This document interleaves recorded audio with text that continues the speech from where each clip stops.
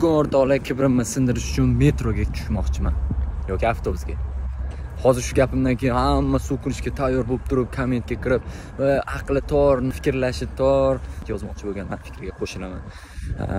Chunki ko'p videolar ko'raman, kibrni sindirish uchun metroda ketyapman, kibrni sindirish uchun avtobusda ketyapman degan g'alati fikrlar bilan g'alati videolar chiqarishyapti. Tan olinglar, hammaning eng katta orzularidan bittasi mashina olish, mashina minish, o'shanda baxtli bo'lib qoladi, to'g'rimi? Deyarli ko'p narsa noto'g'ri foydalaniladi. Ya'ni mana shu mashina uzoqda yaqin qilish uchun, masalan, men uchun shunaqa.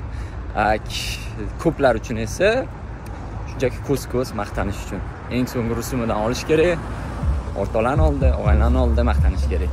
Mana bunaqa muzikalar qilib, katta bola bo'lib, bijir qo'yib yuboraman nomeringizga eshichib. Men siz shunaqasi demoqchi emasman. Agar bijir qo'ya olmasam, kechiring.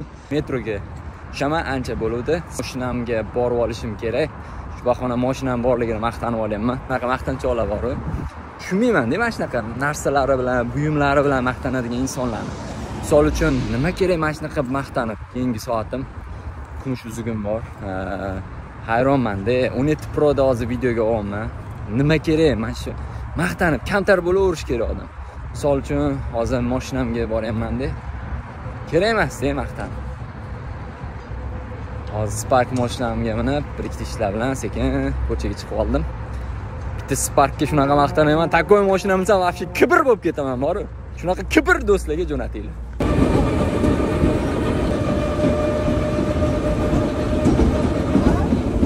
Короче, metrodan chiqdim. Endi avtobusga. iPhone 17 ko'rishmaganimcha qariydi.